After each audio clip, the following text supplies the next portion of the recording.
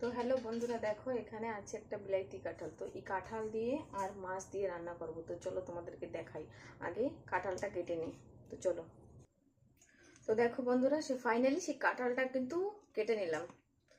আর এখানে আছে আমার রসুন আর আদা, এখানে পেঁয়াজ কুচি। কাঁঠাল দিয়ে মাছ দিয়ে রান্নাবো আর মাংস রান্না করব, তার জন্য একটু মশলা করে নিতে চলো। তো দেখো বন্ধুরা, ফাইনালি আমার কিন্তু রসুন আর আদা বাটা হয়ে গেছে। আর এখানে আছে 4 চামচের মতন গোলমরিচ, 2 চামচের মতন জিরা। তো বাটা কমপ্লিট। তো এখন রান্না করবো। তো চলো দেখাচ্ছি। এই মাছটার ভেতরে এখন দেব হলুদ, 2 চামচ হলুদ,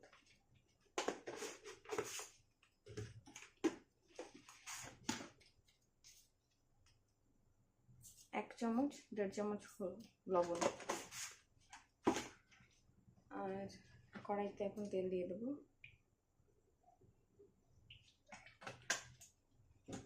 আর এটাকে মিক্স করব। আর এখানে দেখো মুরগির মাংস আনলো। এখন মুরগির মাংস খাবে বলে মুরগির মাংস নিয়ে আসলো। তো মুরগির মাংসটা একটু ধুয়ে নিয়ে আসি। ধুয়ে নিয়ে এসে এটা রান্না করার স্টার্ট করি। এই দেখো কড়াইটা কিন্তু গরম হয়ে গেছে তেলটা। তো এখন আমি মাছ ভাজা চড়াবো।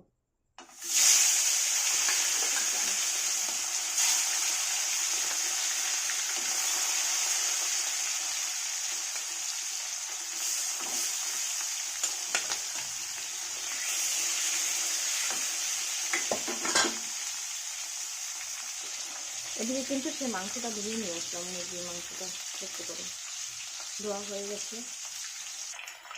এদিকে কড়াইটা জ্বালিয়ে দিচ্ছি মাংস রান্নার জন্য। কড়াইয়ের মধ্যে তেল দিয়ে দিলাম মাংসটা রান্না করার জন্য। এই মাংসের ভেতরে দেবো এখন লবণ,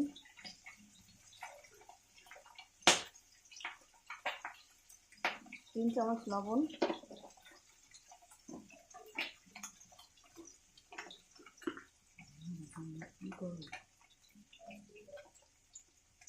দুই চামচের মতন হলুদ,